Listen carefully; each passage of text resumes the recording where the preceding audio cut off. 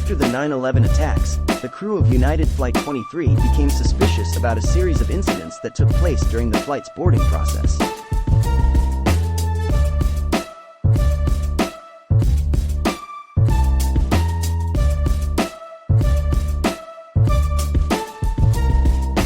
The crew's suspicions were aroused by a nervous passenger in business class and a group of 4 passengers in first class who refused to eat, but instead requested a quick takeoff, even though it would be a long flight.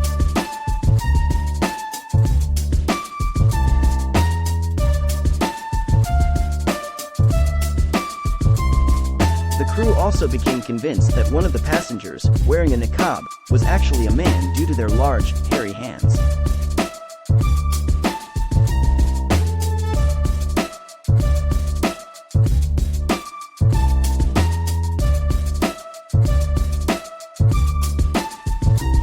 After the plane was grounded due to the attacks, the crew observed someone running inside the plane after all the passengers had disembarked.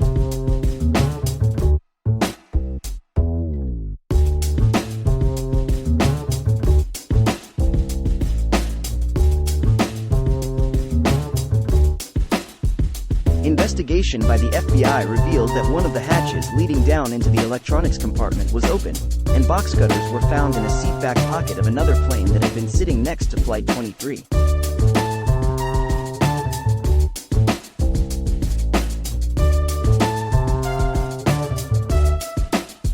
The crew believed that these box cutters were planted ahead of time by an undercover terrorist, who intended to use them in the hijacking but accidentally put them on the wrong plane.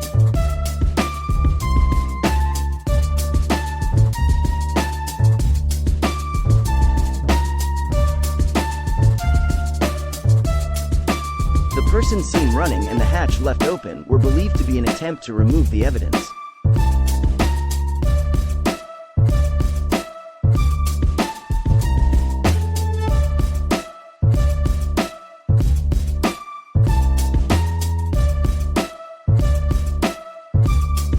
The crew could not think of any other rational explanation for these events.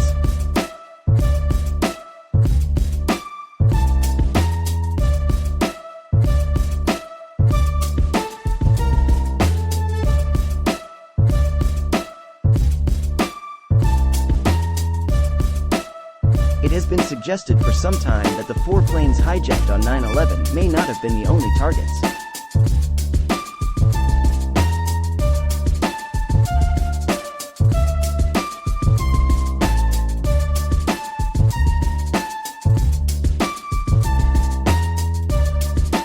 The 9/11 Commission's report in 2004 revealed that Al-Qaeda leader Khalid Sheikh Mohammed had initially aimed to commandeer 10 planes.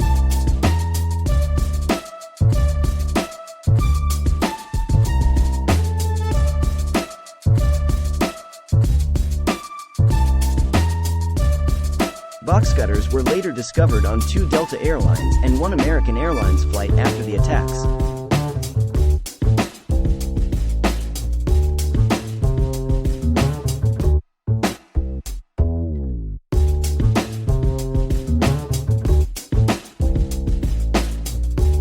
An FBI report, which was released last year, disclosed that a Saudi Arabian pilot who had previously been under suspicion by the agency had occupied the seat where the boxcutters were concealed.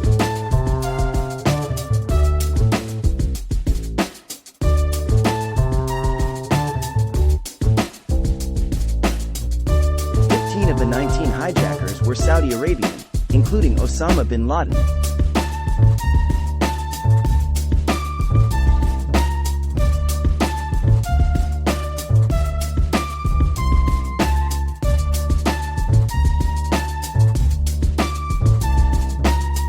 In 2011, Manelo's co-pilot Carol Timmons, who later became the first female general in the Delaware National Guard, raised concerns about whether the 4 individuals in first class on Flight 23 were also hijackers.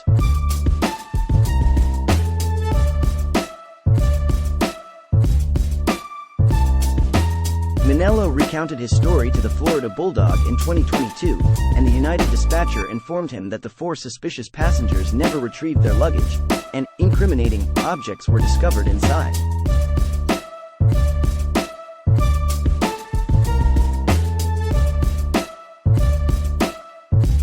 Ken Spencer, an aviation safety expert and 9/11 historian, stated in TMZ's documentary that, during my research, it was made very evident to me from the highest levels of our government that there were more than just the 4 planes.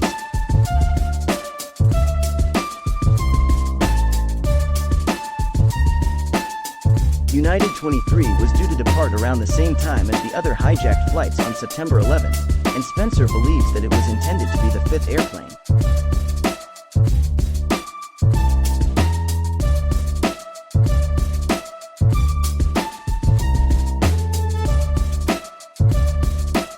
Hartbelt, on the other hand, remains skeptical.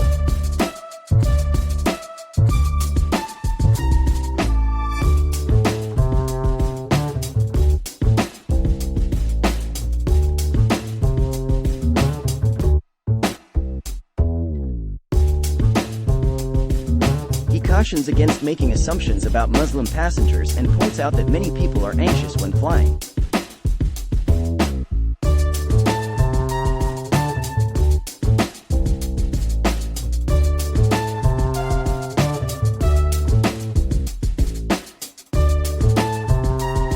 He also notes that children often request to see inside the cockpit, and this is often allowed.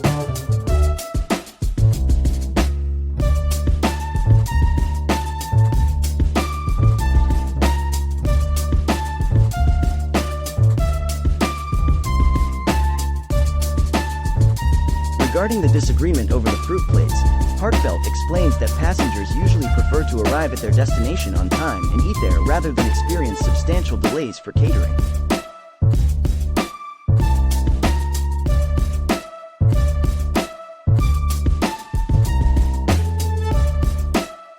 Hartbelt also questions the report of people running inside the plane, as they may have been airline crew members who were mistaken for passengers.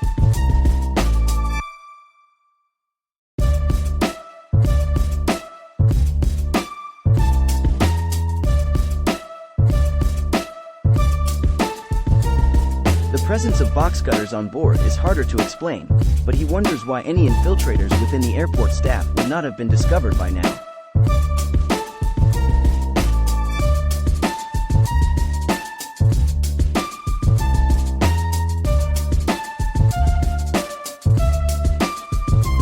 Furthermore, the FBI apparently investigated the incident involving United 23, but the outcome of the investigation remains unknown.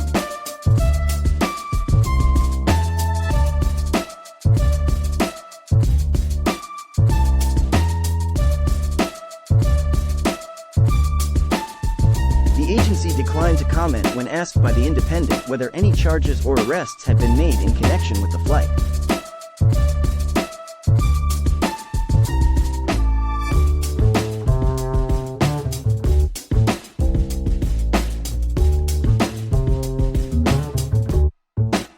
The 9/11 Commission did not mention United 23 in its final report, and former staff member Miles Kara believes that Al-Qaeda's plot did not allow for a 5th plane, especially not from another airport in addition to the 3 already confirmed.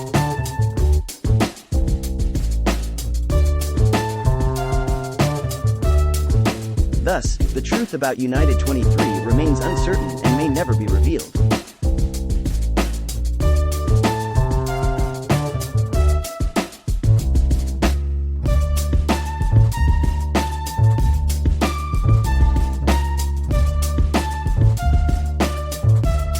Nevertheless, the experience of coming close to such a disaster was clearly traumatic for the crew.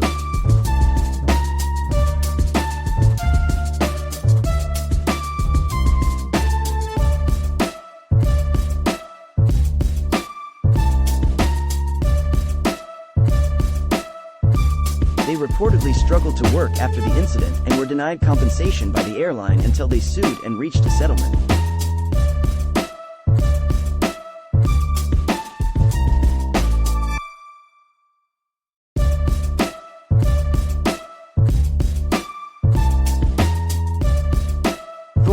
A crew member on United 23, reflects on the event with lasting trauma.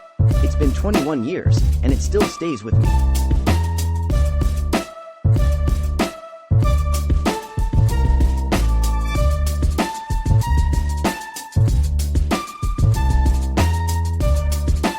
terrifying, horrific events, and the way I was treated by a company that I was loyal to for 30 years.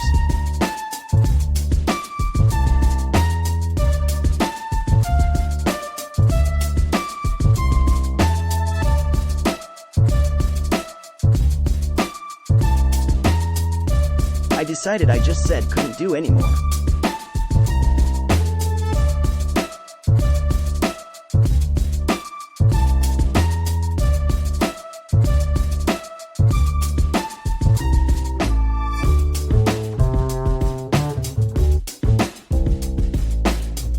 I retired in 2003.